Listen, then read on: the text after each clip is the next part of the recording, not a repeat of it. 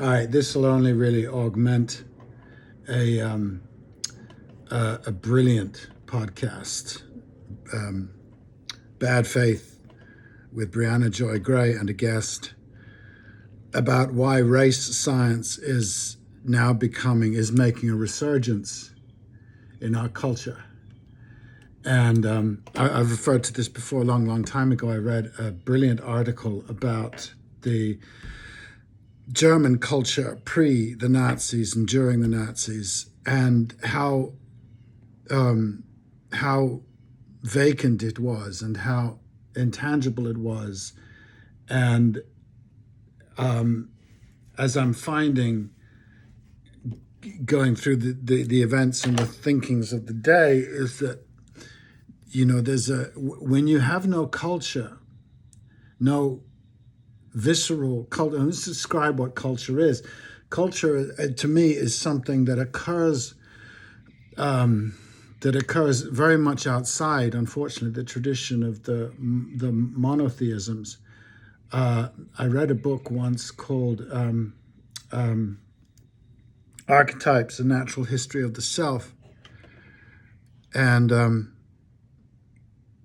by Anthony Stevens, I believe. Long time ago. It's an older book, and he described what it was like to be an ancient Athenian, for instance, and he described what the world was like to you as you stepped out into your day, and that almost everything to that kind of person has meaning. The flight of birds, the sounds, the weather, and all kinds of things have. Now, you might find this childish and naive and all the rest of it. Of course you would. We've been taught to focus rationally, logically, despite the total irrationality of the underlying belief system in a God that does everything. God and science, they're both kind of very limited concepts.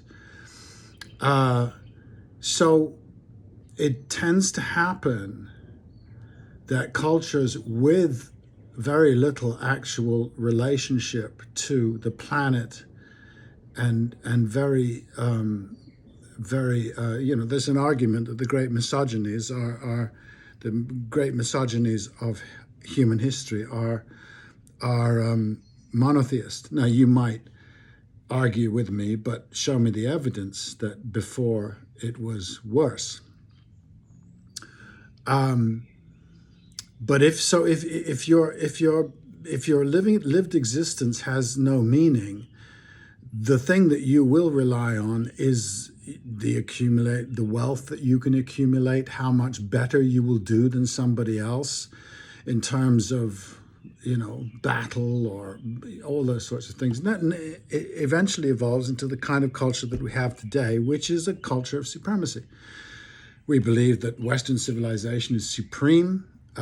Western civilization is monolithically Caucasian and Christian, and so the liberals among us will feel slightly guilty about that, but it doesn't take away that's a basic understanding that we have. So if your definition of yourself becomes something about you measuring yourself against the rest of the human race, you will develop supremacy beliefs. We're in the middle of that right now, and it doesn't matter who it is. I mean, right now we have my community, which I used to belong to. I clearly don't anymore, but my community, which is very comfortable saying that between 74 and 78 million people in America who have voted for Donald Trump are superior people. I mean, are inferior people to them. They're stupid, they're racist, they're uneducated, they're this, they're that, and the other thing. And the solution to the problem that they present, instead of understanding that the United States as an essence has been inherently supremacist and therefore fascist from the get-go. It is founded on the presumption that that community that came over on ships with cannons and the good book are a superior species. And it's never really changed. And it's in the base, it's at the base of our decrepit response to Gaza. It's at the basis of our immigration problems. It's the basis of our race problems. And the people who are wrong are the people who are wrong. So, and according to them, they're right. There's a great emphasis put on who is right. I am right. You're wrong. Somebody said to me, it stunned me. She says, I says, it doesn't matter. So there is another world elsewhere. There is another world elsewhere. So, if people are concerned about what's happening at Harvard or NYU or Princeton or whatever, the rest of it, like a boy's just been, because he made a speech in favor of Gaza. Before we do anything else, let us praise this boy. He probably knew the rules, that he wasn't supposed to do that, and he did it anyway. And it's a great step towards adulthood that he did that. And I'm not really sure folly. But we still value these elitist institutions, and parents watching, or even the young students watching, because they got to be 17 or 18 before they decide to go into these wretched institutions. They might say, well, the prestige that I get from doing that is just not worth it.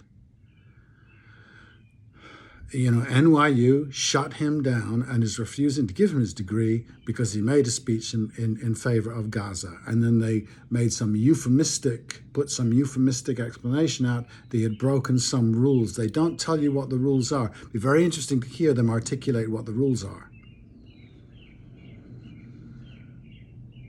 So, but anyway, it's an interesting thing. If you look at the